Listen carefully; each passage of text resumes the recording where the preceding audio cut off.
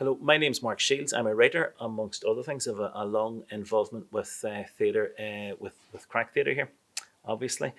So a couple of years ago, I was approached by Oliver, and we had a meeting with Keith Beattie from the Great Places scheme to write a play, Coalisland Tales. Based on the very rich industrial past of Coalisland. So I went off scratching my head, going, "What the hell will I write?" But Keith and Oliver and all the local people who had helped me, like Sammy and Tommy McIlvana and Jim Canning's book, and all the other Romance of Ticking from the Beatties and what have you, they were brilliant resources. Sadly, we couldn't. I got that written, and we'd begun the periods of rehearsal, and we couldn't continue because of the restrictions due to COVID. So I was really pleased that Craic and the Great Place scheme were sort of light on their feet and suggested then another piece of work using much of the same research, 4 film monologues, so they could be done safely, and there was going to be a guaranteed product and an outcome of high quality.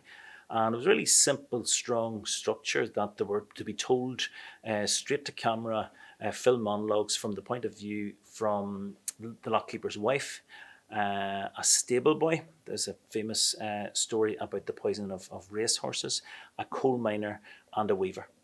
So all the research sort of unearthed very, very human stories. For example, Oliver Corr from Craic here had told me about the tragic and really touching story about Maggie Hughes. Her headstone's up in Brackenville Church, and she died at only 22 years of age. Her house was close to the edge of the basin, and one very dark, very wet December morning, I think it was 1895, she was on her way up to the weaving factory and tripped and fell into the basin, which had sort of overflowed, and drowned. And it was a really, really sad tale. Keith had got me a lovely story about her little brother. It's an irony, or I don't know what you would call it. James Hughes ironically saved someone, I think it was earlier the same year, saved a small boy who'd fallen into the basin as well. And then another part of that story, the sort of the happy ending in a way, I took it as a great positive. Maggie Hughes's friend Ella Stevenson.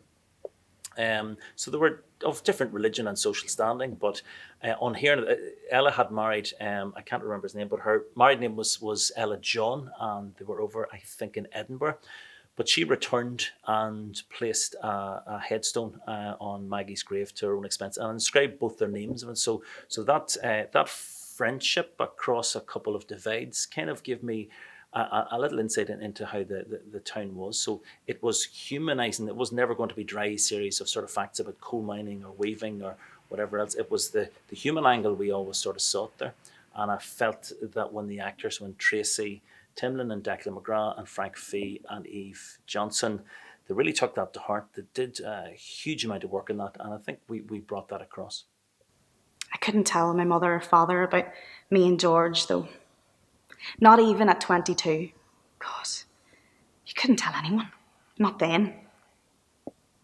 Apart from Ella Stevenson. Or, well, by the time she came down to visit us in the summer, she was Mrs. Ella John. Very posh. And this is the girl who wanted us to go swimming in the basin when we were girls. Why shouldn't we? She said. We were about 14 or so. Why should the boys get to swim on a lovely sunny day and we have to sit here in our petticoats and dresses boiling? She was supposed to be the posh one too. My name is Frank Fee. I played the part of John McMahon, the coal miner, in the play by Mark Shields, one of the 4 plays he wrote about the industrial history of Coalisland and district. It was a very enjoyable experience. It was an eye-opener into the history of the district, the unique industrial history that Coalisland and district had, all the various industries and trades that centred on such a small area.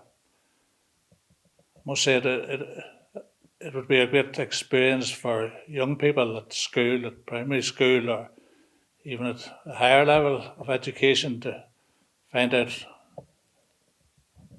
the nature of life in those days, not so long ago, and how people lived and survived, similarly to the industrial areas of maybe northern England or Wales, but all located in this small area.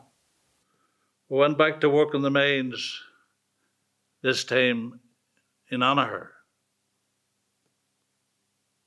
And strangely enough, my mother never said a word to me. She just packed 2 lunches. And I started off by hauling coal in the wee trucks down the track. And in time, I went to hewing coal at the face with the other men. And I worked hard and made them proud of me. And I talked hunting dogs and the weather and whether the miners would ever have their own mine. And I smoked. And in time, I went with them on a Saturday night for a sup in Main Street. And I was happy and proud to be a miner. I certainly have learnt an awful lot about Coalisland from the Great Places scheme. When I was walking up to school as a youngster, it was, all the evidence of a post-industrial town was there. The Kelly's Yard and the very rundown Stewart's Mill and the canal, and everything was in a state of dilapidation. And you would have heard the older generation speaking about the canal fondly, but it seemed very, very much removed from me. So when Oliver and Keith Beattie gave me the push to get the research done, provided the information, and there was loads and loads of support and many phone calls and emails, I could into the facts and the details of for example, Tommy McIlvenna's book, this wonder-working canal, like literally how many lighters were coming up and down the canal in certain years, and there were meticulous records kept.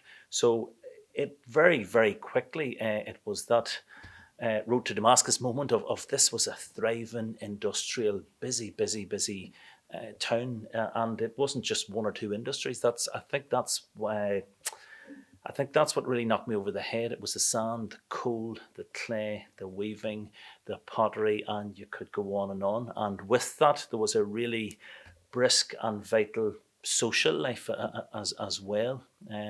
So I suppose one other detail that came through to me was I was, as I say, going to school during the 1970s and 80s to primary school, and there was the graffiti and the troubles were raging and they're at their height. But people worked together side by side then. And, the lovely story about the Reverend Ash and Father Daly and a committee and the soup kitchen that kept people going through the famine. Like formerly I'd heard that the famine didn't touch the north that much, but the evidence was, and it's written down, and thank God that it is, that so many people were relying. There were letters written to Dublin Castle, asking for pound for pound government subscriptions as well, and the business community. It wasn't the big landlords. They made that point that the business community got together. So absolutely, I could bore you to death for about an hour, but it really, really opened my eyes and made me, definitely very, very proud. Whereas it previously had been seen as a kind of a place that people leave to go elsewhere for work and whatever, that this was people were coming into Coalisland to work and to live, and quite happily.